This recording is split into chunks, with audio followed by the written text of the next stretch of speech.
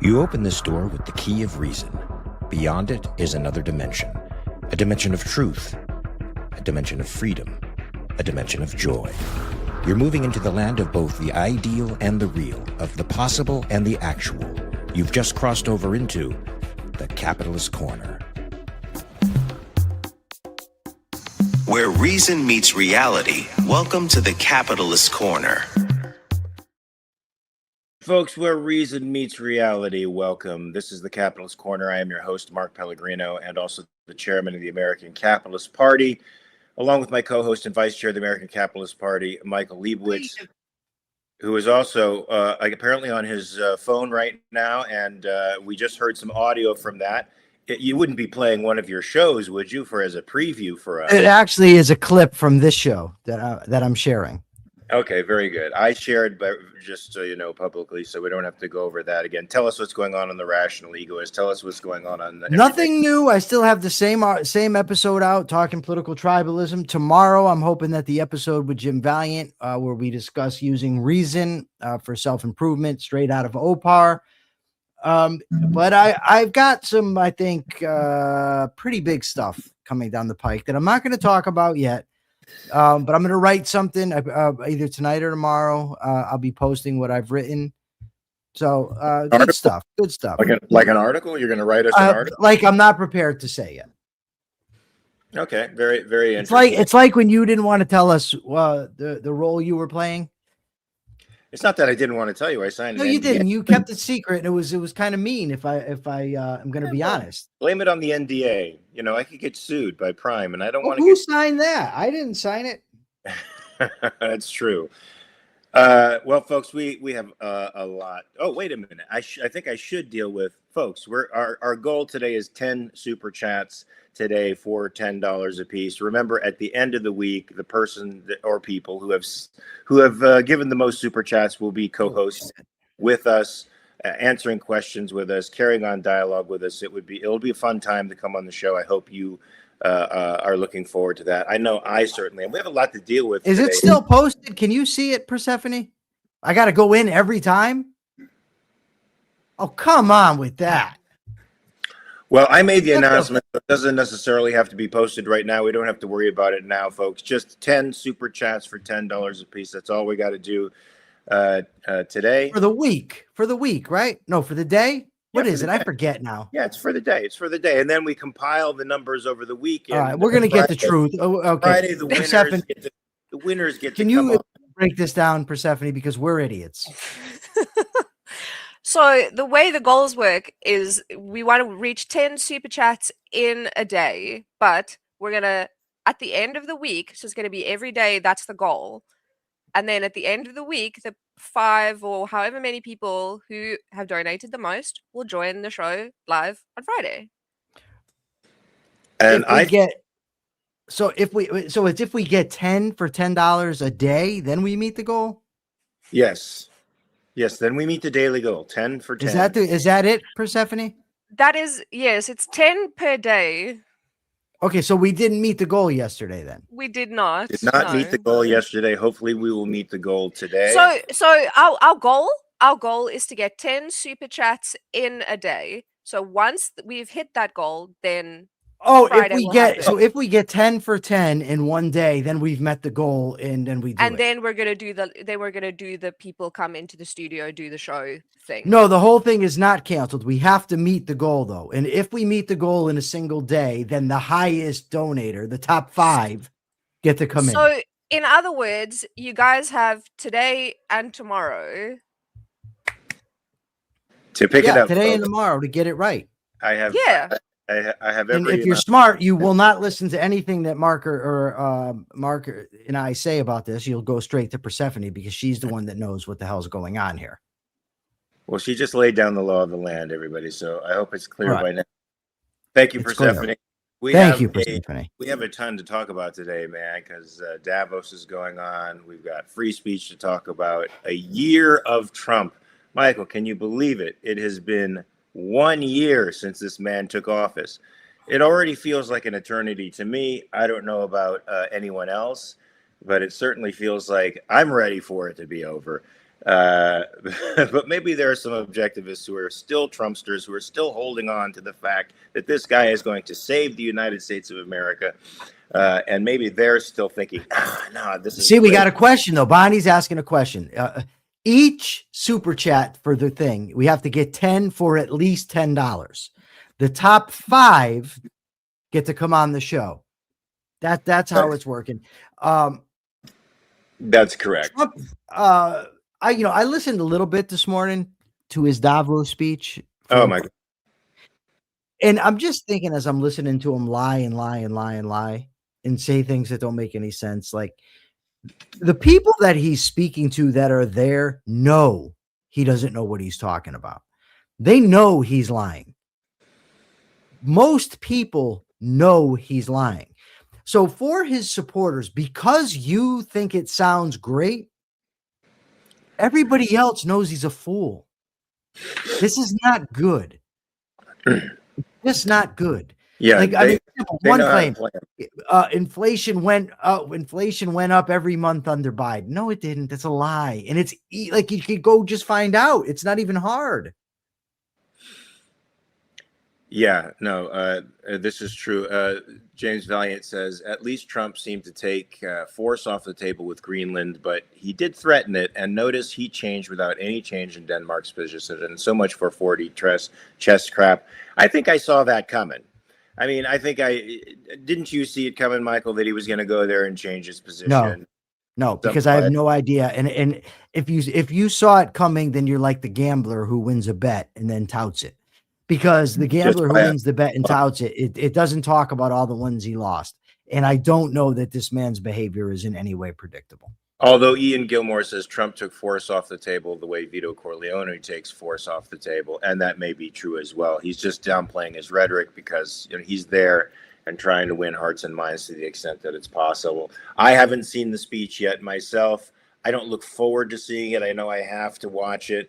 As a part of being an informed American citizen.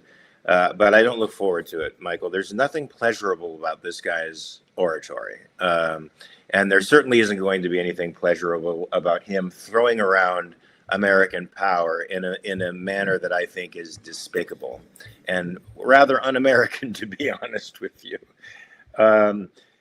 Anyway, there's an article in the Epoch Times today that you gave me. Trump shares top 3 accomplishments of first year back in office. Oh, sure. And by the way, I've learned today that Epoch Times is complete trash. They're just propaganda for Trump. And it has, I think before the second Trump administration, I used to look at them as slightly okay, just like I used to look at the New York Post a little bit as slightly okay. They were breaking stories, after all, that the establishment media was not covering. Now they are full shills for Trump, and the Post has gone over too. The Post used to, I think, rather liberally criticize Trump in his first administration and even afterwards. Now they are all in, man. They're all in. One of the first accomplishments that Trump touts, what do you think the first accomplishment any authoritarian in office would tout? If being an authoritarian, a guy who likes to project power around the world, well, the typical ugly American, what do you think would be the first bragging point of a guy like that? Well, I happen to know what it is. So he's very excited about the military and the things that the military is doing. Right. I know this was a rhetorical question, of course, but yes, he's excited about expanding the military and what the military is doing. He bragged about Venezuela. And of course, a lot of Trump acolytes are bragging about Venezuela, too, for one reason, Michael, for one major reason, that the military works so flawlessly to go with this operation. And not only that, they took out Chinese-made weapons, defensive weapons that are supposed to be touted as the cream of the crop of Chinese weaponry. And they took them out without any trouble whatsoever. So on the national stage, as these imperialists, if you look at it, we had not only one-upped Venezuela and stopped, an international drug cartel from continuing operation, we've also bested the Chinese. And so for them, this is a feather in his cap. I don't think the projection of American military strength around the world in the way that he is doing it is a feather in anyone's cap. Of course, I am a non-interventionist. I am for full defense. Of course, if somebody attacks you, you end the enemy, you make them surrender, you make them give up. But I am not for the projection of American military force around the world, particularly for the reasons that Trump seems to be doing it right now, which are nationalistic and pride-oriented and about his ego more than about real, true American interest. Do you disagree with that, Michael? Do you have any other? Do you ever? No, I don't. My thing is there's also the article about the 30 biggest accomplishments, and they just basically kiss his ass. The Epoch Times, Bonnie. From what I've read, Trump actually has said that he will not be using force. I did see him say previously that you'll find out. So he changes on the dime, so you don't really know what the hell his position is. But the latest news is that I heard anyway, is that he said that he will not be using force. Yes, I Like Numbers says, isn't Jeffrey Tucker a writer for them? Yes, he does write on their opinion page. He is pretty much the only guy I read on the opinion page there. He is a feather in the Epoch Times' cap, as far as I wouldn't go so far. No, but I was just going to say, I was going to add something to that. Okay. His articles recently, I have had some extreme difficulties with. So we could talk about that at some other time. He's becoming a mixed bag and less of a principled, I can't say libertarian, but less of a principled liberty guy than I thought he was. Go ahead. Did COVID really break people? I mean, I was in prison for it. I wasn't out here, but it seems that all around that it really just has become the guiding principle or the guiding event in people's thinking. Is all rooted in COVID. And that is just not a good way to be thinking. I think it completely broke. There was already a tottering distrust of the American establishment and the political establishment that has been going on since the late 60s. It's been fracturing slowly over time, and I think COVID completely undid it. And not only that, it drove us deeper into our tribes because there were people that thought the universal lockdowns represented science, and there were other people, of course, that thought the universal lockdowns, represented a violation of individual rights. And that is what started the real rift that I think is incurable. We haven't walked back from that since. And I do know that it literally psychologically broke people. We of course we had the fentanyl craze, and the overdoses went mad during that time. One of my friends went actually out of his mind and is still crazy and homeless to this day, since the COVID lockdowns. So it was a terrible political response to a disease. So if somebody says COVID closed down a business, it wasn't COVID. It was the government's response to COVID, which I guess emulated China's response. Not good. We haven't recovered from it economically. We haven't recovered from it internally, psychologically. And I don't think we're going to recover from it for a long time. He also touted, Michael, his investments in the United States, the investments that he has brought into the United States. According to Trump, we're building like crazy. They're building companies all over the place. This is building like never before seen. We, of course, know that manufacturing jobs have decreased in somewhere in the neighborhood of 70,000. We know that there is building going on, but a lot of that was prior to Trump's administration. And we do know that the $18 trillion that he's claimed to bring in is not real money.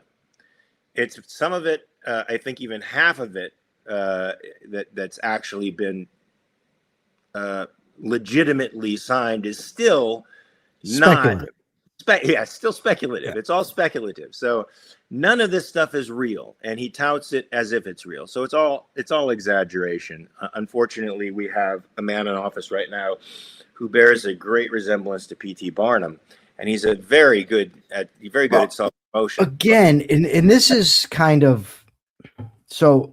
this is where the breaking of the institutions is very, very problematic. So, how do I put this? No, not Hugh Jackman. It's easily checkable that there's not $18 trillion in investments that Trump secured. Correct. Easily. Any source that you provide says, that it's not true. But when you provide the source, the people who want to believe Trump just say, oh, we don't trust the institutions. We don't trust that. But even if that's your position, I don't understand. This is where the disconnect for me really comes in with this crowd. I get if you come and say, okay, I am not going to believe the media and I'm not going to believe sources. I can get it. But how you then turn and believe Trump, who you can catch lying. I mean, his whole life saying things. And then he says, I was never for the war in Iraq. There's a tape of him advocating for the war in Iraq. And that's just, I mean, there's just one example, but you can literally do that with him. So I don't get how your distrust of institutions turns into a trust of Trump and right-wing influencers. That's where it's just I think gone the for me. common denominator here, and you can correct me if you think I'm wrong, Michael, is that they all perceive the left as the enemy. They've seen the left has had cultural hegemony, right? They've had control over the media for decades upon decades upon decades. They've had control of the educational institutions. All of that is palpably true. And they feel they've felt marginalized for a long, long, long time. And here they have finally somebody who's standing up and fighting for them. Now, he may be crass, boorish, stupid, illiterate, and completely impulsive and childish, but he's fighting for them, and that's all they care about. See, I don't disagree with that, but there's something else going on. And I told Jim Valiant the other day, I sometimes get it. It's coming to me and then it goes away. Almost like when you're trying to remember something and it's on the tip of your tongue and then you lose it. Mm-hmm. That's what keeps happening. But I'll give you a decent illustration of what I'm talking about. So on our YouTube channel from yesterday's conversation where I said that Harry Binswanger's reasoning was wrong. I said that I would abolish ICE. Anybody that knows me, knows you, knows our stance on individual rights.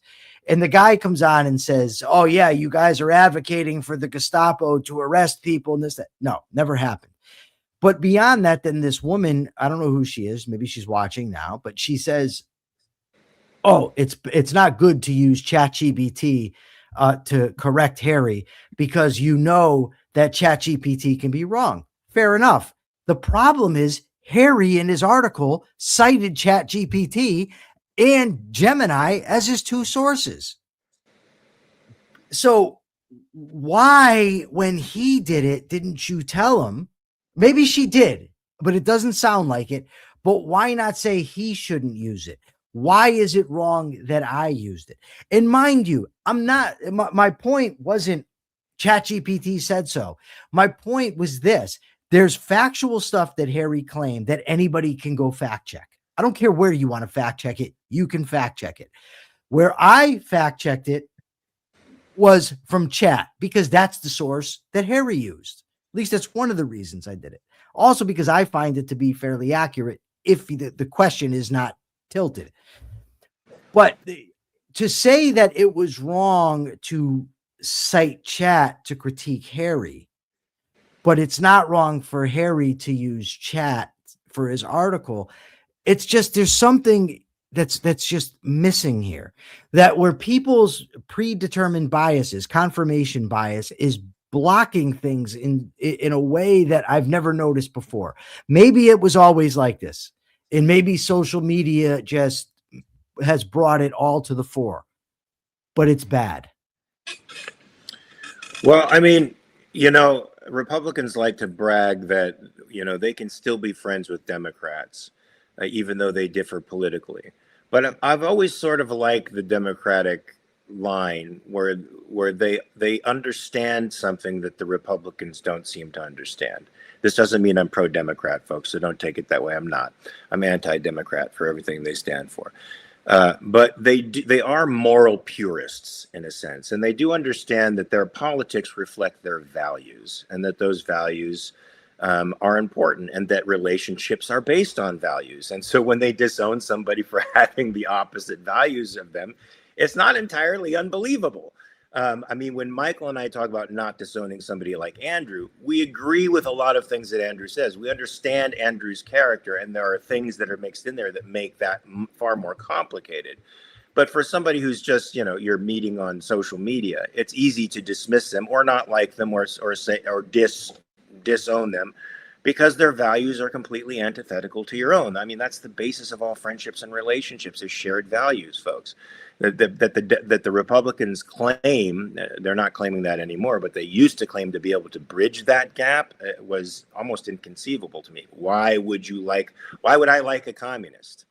A communist's values are to use force against me to take shit from me for the benefit of somebody else. And they often want to be that arbiter, that guy that does it. I can't be friends with a person like that, no matter how nice they seem to be on the purpose or how they smile like a Mamdani. There's something very insidious and dark underneath that guy's personality to want to take control of everyone else's property in life and distribute it the way he thinks he should. To enforce my preferences over somebody else, there's a darkness in a personality that wants to do that. And yeah, I don't want to be associated with that. So I'm a little confused. Go ahead. I don't know how we got to this point. What you're talking, like, you took me there. I didn't. We were talking about information systems and confirmation bias, and somehow you got to, you don't want to be friends with communists. No, I got to. I'm lost. The fact that there's rifts now, and the rifts are moral rifts, where both sides think the other is evil because of the values that they hold and the values that they want to put out there in the world. And so those rifts are really not bridgeable so long as they perceive the other as holding values that are antithetical to their own. That's all that I was getting at. But anyway, one of the other things that Trump wanted to tout was the lowering of drug prices. Michael, let's talk about this. Forced lowering of drug prices, most favored nation status for the United States of America. What will price controls imply? What will they do? Shortages every time. But it's just that the fact that, we're cheering this on. Well, I'm not cheering it on. You're not cheering it on. But, there's people who claim to be pro-capitalist, and they come up with all kinds of rationalizations. Well, the other countries are screwing us and if you want to bring down the price of medications, there's other things that you can do that would, precipitate that result that won't lead to shortages and don't, imply using force. And make no mistake, I don't care if he said, basically we can do it the easy way or the hard way. And then they agree to a deal, and don't tell me that there's no force there. I Like Numbers wants to know, like, what? Okay, tort reform. Get rid of the ridiculous. Oh, look at this, $10. What Thank about those files from Jenna? You're always awesome that way. She is awesome. So, get tort reform, where you're not allowing people to sue for outlandish amounts of money for mistakes that are bound to happen because of allergies or, whatever else. Get rid of that. You take the medication, you do so at your risk, as long as that you're aware that there are risks there. So get rid of tort reform. How about opening up competition a little bit and not making it through the FDA that you have to spend whatever it is, 10 years of R&D in order to release a medication, which, you drive up the cost. These companies take losses. You end up with less medication, and so the price goes up. So get rid of that shit. Get rid of abolish the FDA. Yeah, by the way, not to tout anything Europe does, but they have privatized that whole approval process, and it's cut the approval time in half to a third, in half to a quarter, and it's expedited medications to people and treatments to people. I know, Michael, that I got on a clinical trial for my heart for a technology was already approved in Europe, and luckily it's now been approved in the United States after many, many, many, many years, how many lives could that have saved? It certainly saved my life. And I was on the clinical trial for that thing. So yeah, expedite that process by privatizing it. It would be so much better.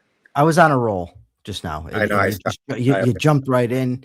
I did. Killed your Now, where momentum. the hell was I going? What was my next point? Yeah, okay. So tort reform would be something you could do. Get rid of the FDA and the length of the process. That would be something else. Licensing and certification. Ian Gilmore says recognize approvals from other countries.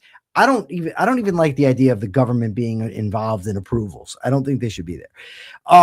I mean, those are two things that you could do that aren't requiring people when a nurse practitioner could do the same thing for much cheaper. I had a nurse practitioner remove cancerous growth from my skin. Perfectly fine. It was great. It was probably 100 times cheaper than actually having a doctor do it. There are some states that allow it. What? Not you, but Cosmic Wolf says they are too money hungry. Who is money hungry? What that? So see, now I don't want to go into a big digression on that.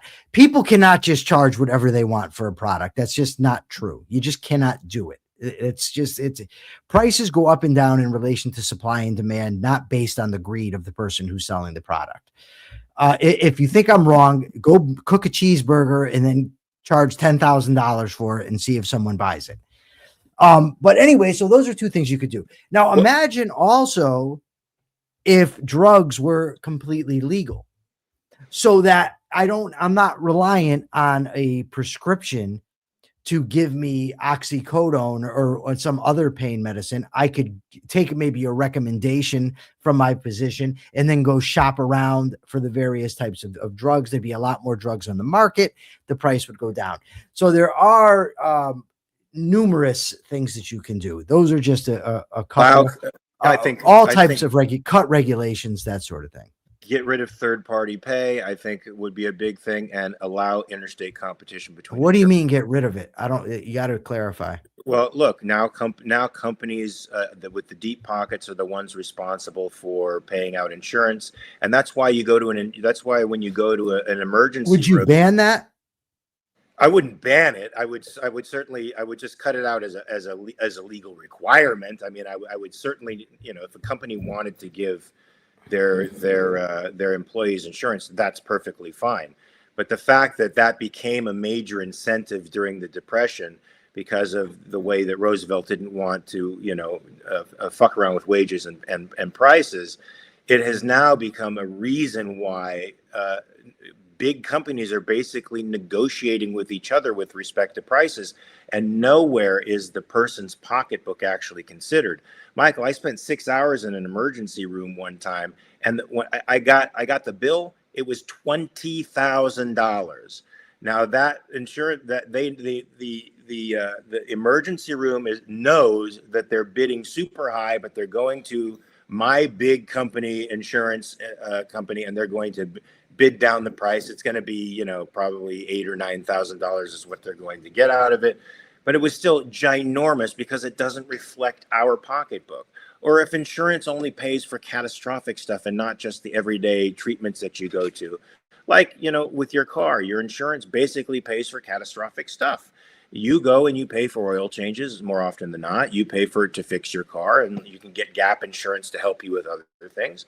But that's sort of the way it should be for medical care. And then the prices would start reflecting the people's pocketbooks, not, the fact that government is subsidizing things or preventing competition. Right. Ian Gilmore says, just don't subsidize it. It's subsidized now. Right.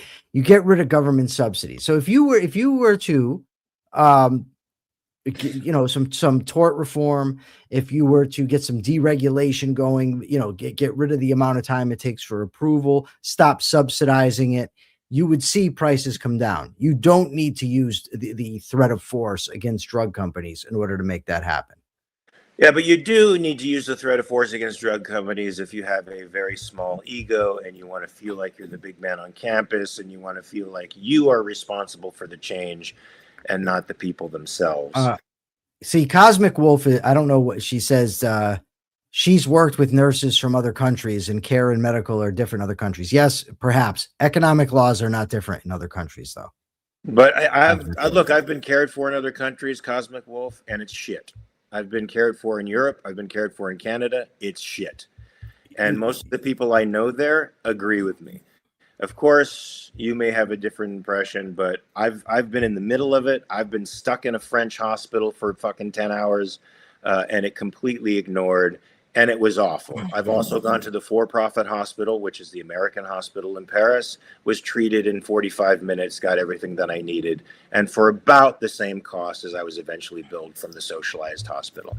So it sucked. And in Canada, I saw nothing but misery, people in clinics Ooh. waiting.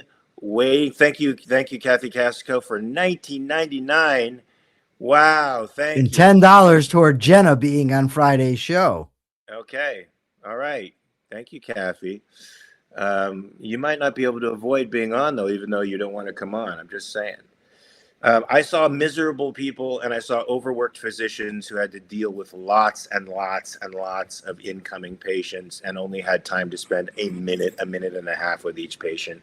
That's not good. Sorry. And there's two-tiered systems in most of these places. So the rich, can pay for private insurance and get immediate treatment, while the other people get fucked. All right. So, they do that for them. There's two tiers in England. There's the NHS, and then there's private insurance that people can get. Are you saying get fucked? Yeah, I said okay. Never mind. I'm too fucking. I'm naive. laughing. It's not you. I'm laughing because I'm looking at Persephone. It reminds me of this. Years ago, there was an episode of 2.5 Men, right? So Charlie and his brother are talking, and they're talking about have sex. So Charlie says to his brother, I learned a long time ago that the 30 seconds it takes to put on a condom sure beats 10 years of pretending to like soccer. And almost everybody I talked to didn't get it. What? Really? Yeah. They're like, what is that? I don't understand. What does that mean? I'm like, wow. So there you go. That's what you remind me of. America, baby. I remind you of that? Yeah, you don't get things. I got that. I just didn't get. I was busy. My mind was on something else. And you're an actor. I know. No. Poor Persephone is laughing over here, and she's doing this. She's making all kinds of. When I'm focused, Michael, when you take me off like that, sometimes I will miss the joke. Ian Gilmore says, "I'm from Canada." I didn't take you off. What do you mean? I take you? What did I take you off of? You took me off. They do that for you. That took me off. It should have taken me off, and it did eventually. But I was busy with a You point. just said taking you off was the bad thing that distracted you. And then you said it did take you off eventually? This is important. Ian Gilmore says, I'm from Canada. The trick is to ask Canadians what they think about the system without comparing it to the U.S. Most people hate it. Yes. You know what? And they would probably like the U.S. better if they actually had contact with the U.S. system. Unfortunately, the U.S. system is becoming more European by the freaking day. How often are you on a walk or something and a squirrel runs by and you just lose all focus on what you're doing to pay attention to the squirrel? Okay. Now, that never happens to me, but it did happen to me with Frankie, because Frankie was all about squirrels. Oh, he was distracted by the squirrel, yeah. Oh, he would chase the squirrel right to the tree and wait there with his little tail wagging, looking up. It was the cutest thing on the planet. By the way, folks, today is 4 months since my Frankie passed away, so say a little prayer for him. Just keep him in your thoughts. He's my buddy, always by my side, even though he's not here. He's in my heart. What do we have here?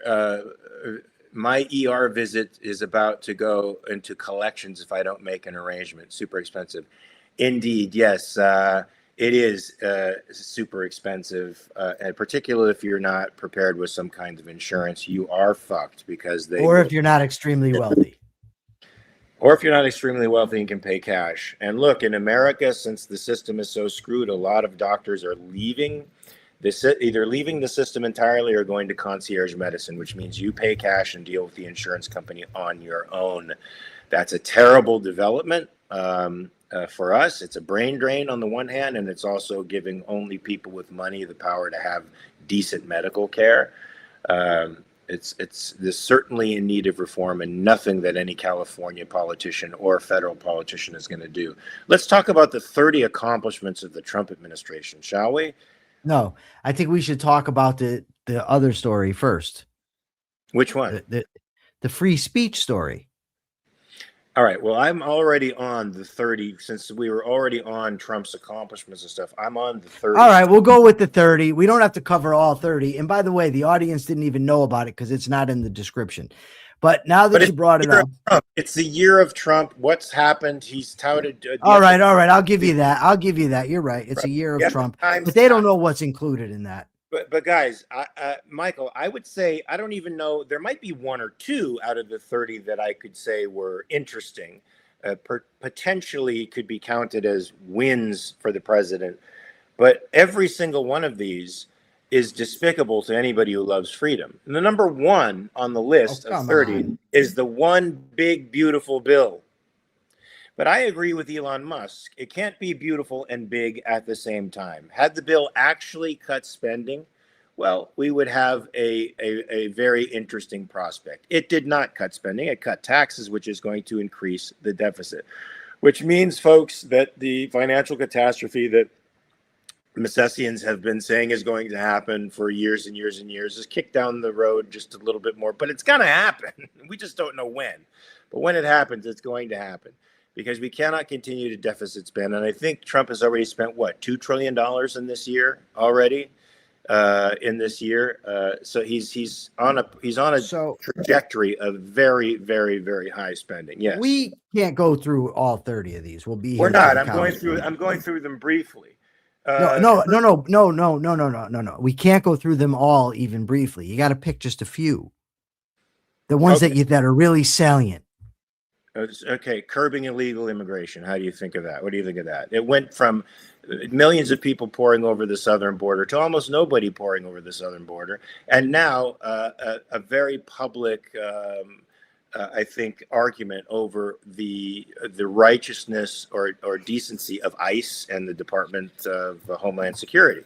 Yeah, and oh, sorry, go, Mark. Go ahead. Go ahead. Well, a lot of people that were supporting this, I don't think understood what it would look like.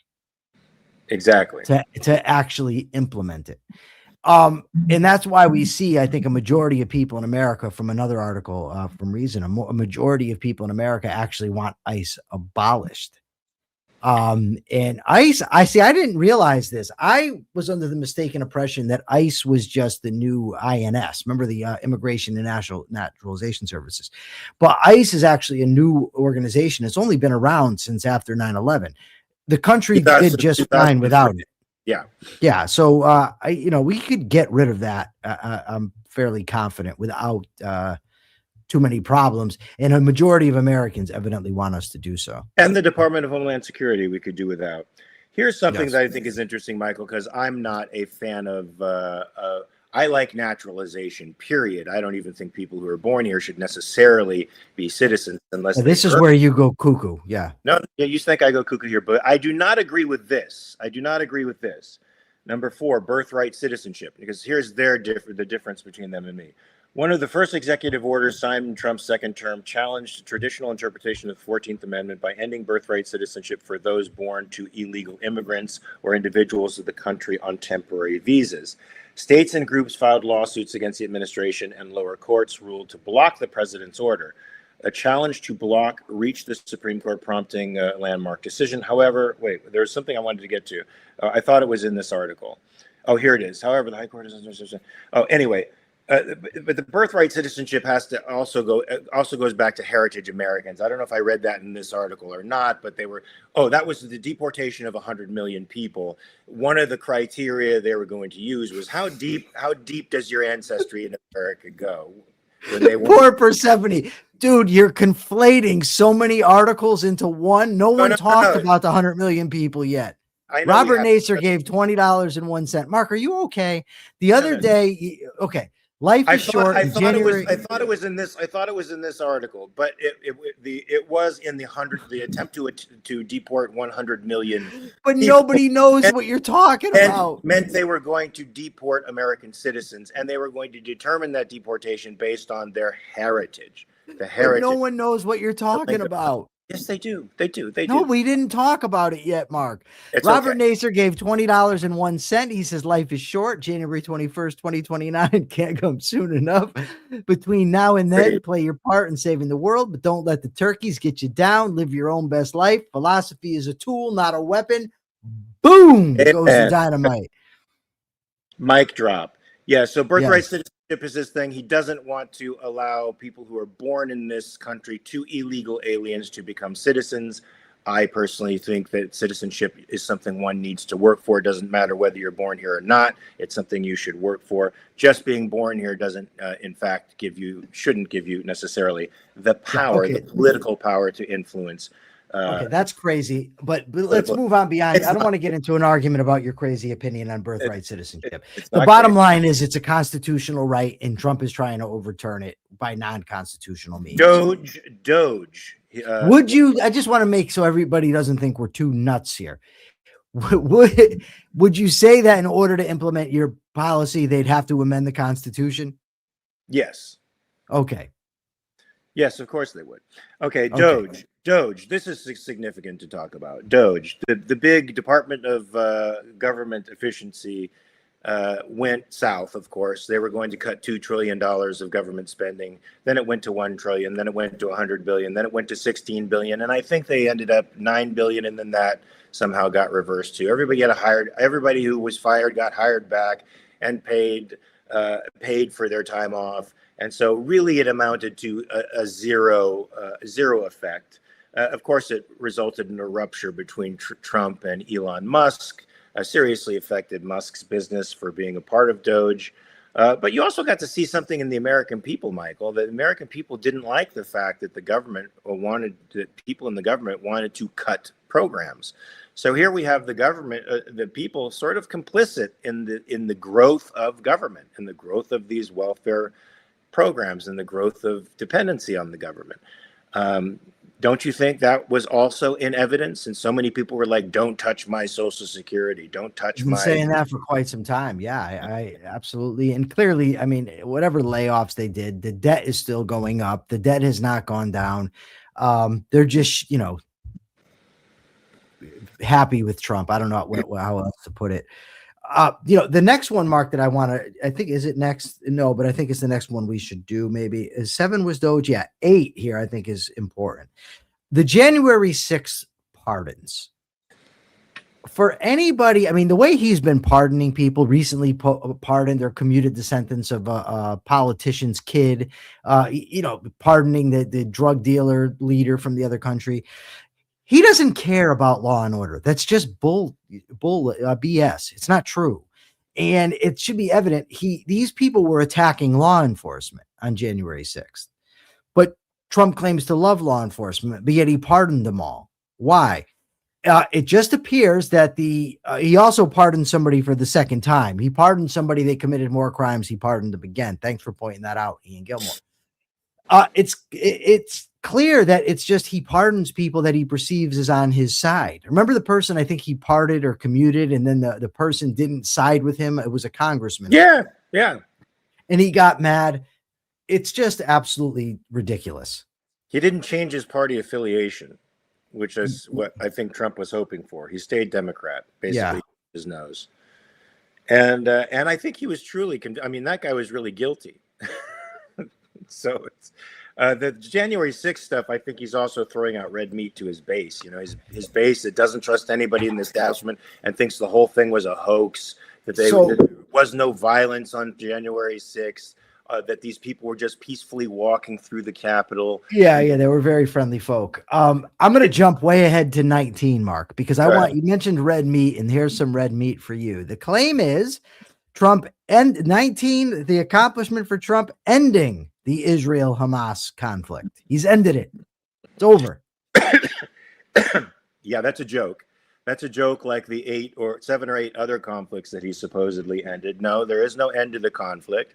There's still cross-border fighting going on as we speak. It's a ceasefire that's hot, basically, because Hamas crosses the yellow zone, and the IDF kills them. They kill IDF soldiers. Nobody's at peace. And Hamas certainly isn't ready to give up their guns or to release political power, even with the express promise of being given a one-way ticket out of Gaza into other Arab states. They simply are not going to do it. So the second phase of the peace that they think they're going to proceed with ain't going to happen. Although Trump is attempting to use this peace commission as an alternative to the UN. I don't know if we're going to talk about that at some point. That's scary. Like Trump RX is scary.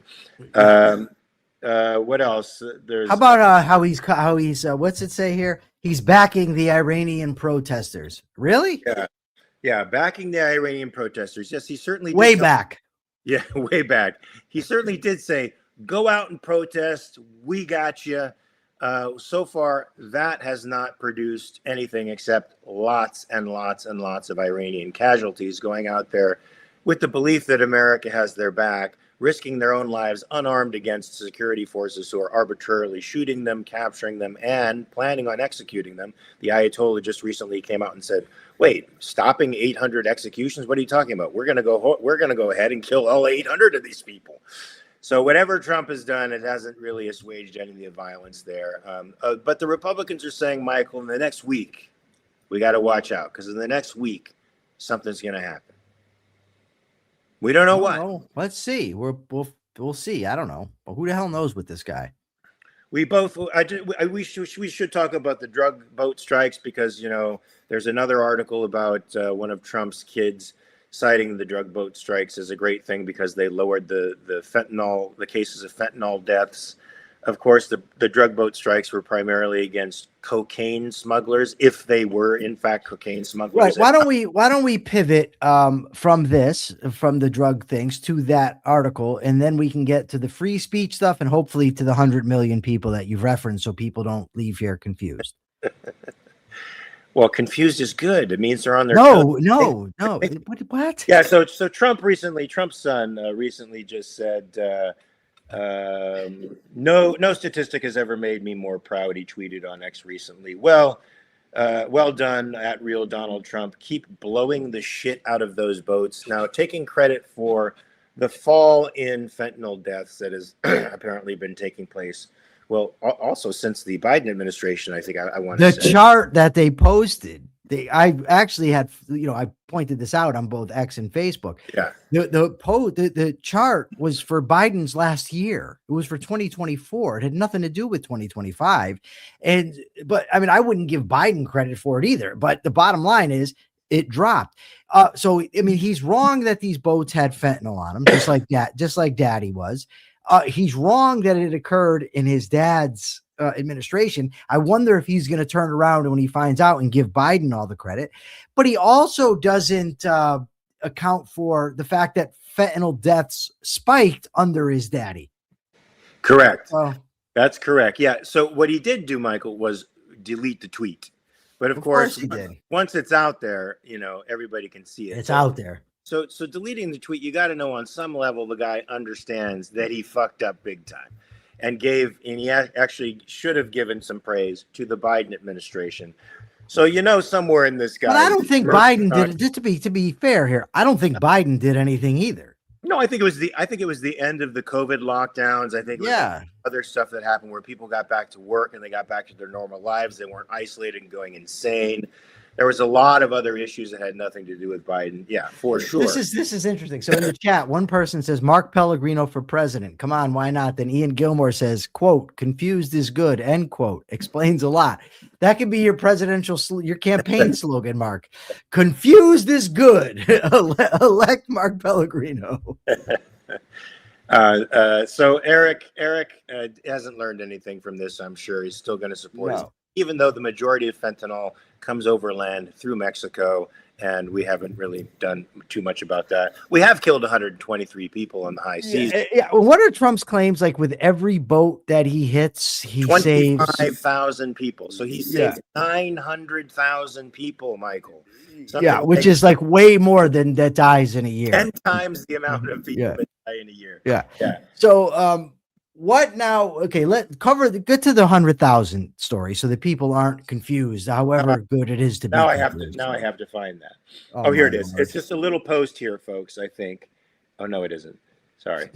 There is a post by Homeland Security that you sent me from X that says the peace of a nation no longer besieged by the third world, and it shows a sunny beach with a big blue wave and palm trees and this classic car sort of in the middle of it, and the subtitle says after 100 million deportations. Now that number would be impossible to reach without deporting American citizens. Yes. So that's where the conflation came in, folks. So talk about that, Michael. There is a standard that they would have to deport these 100 million people. So let me just see if I can't find this real quickly because I think it's important. Civics 19. Talk, Mark. Tell them a story or something. Do an impression. Ask me to do that. You always ask me to do that, but I when I'm on the spot, I can't tell a story. Well, you were supposed to have this, but you don't, so I have to find it now. I do have it right here in this little post. Wasn't that it? No. I got that from. Okay. It says, in much of the content is distasteful. Last month on its official X account, Trump DHS publicly announced its dream to somehow eliminate 100 million people, the majority of whom would need to be citizens to hit that number, whose ancestry is seen as third world. So the bottom line there is that this would have to be people that are not white. I don't know how else to put it. Not white people. Does that mean they're saying get rid of them because they're not white? No, that I'm not.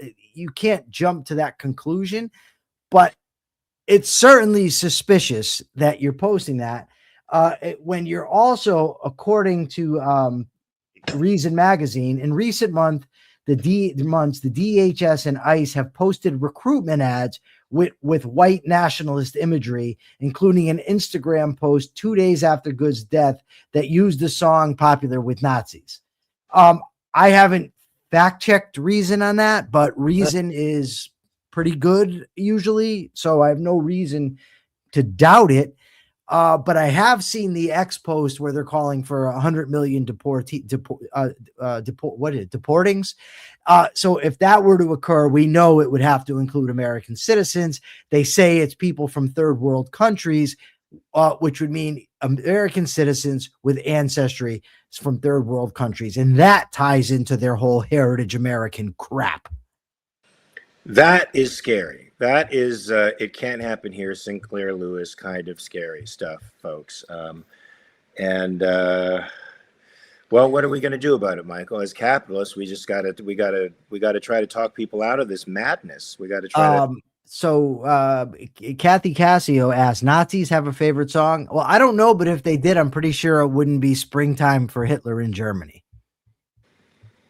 I hope people got that reference. Very good movie. Very good. I hope they got the reference. If you don't, then I can't help you. I actually saw that play live as well. That live with Matthew Broderick. Yeah. You saw the Zero Mostel version in the 60s, which is a great. I saw the real one. Yeah. You saw the modern. I saw both. With Nathan Lane. Nathan Lane might have been in it, and it was Martin Short or Martin Short, I think, was in it.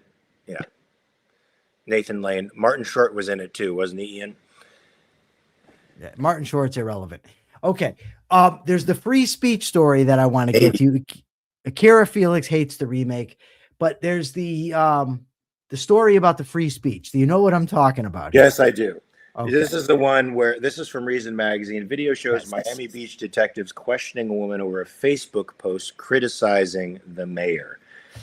So it says here, this is like we're becoming very close to the UK and to France and to these other countries that think it's okay to approach you for off-color or offensive tweets that you make on social media, and even arrest you, as they do in the UK. They arrest you for making offensive comments on social media. They might not arrest you for stabbing somebody to death or taking a machete out in a public place, but they will certainly arrest you for making offensive comments, particularly to Muslims.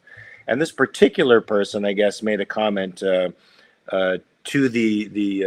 was it to the mayor of Miami, and it was about Palestinians and the person basically says that Palestinians are welcome. There's a specific quote. The mayor said No, Palestinians are welcome anywhere. Isn't that what it was?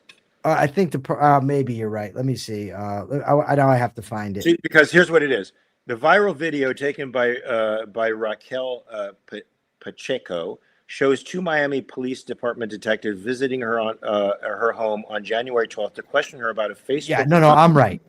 So So Miami Beach Mayor Stephen Miner consistently calls for the death of all Palestinians. Yeah, okay, this person that's posting goes on to say that Palestinians are welcome here. She says that she claimed that Miami Beach is a safe haven for everyone.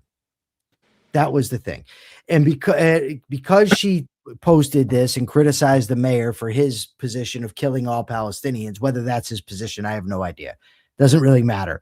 She posted this on Facebook and then was harassed by local police. That to me is unacceptable.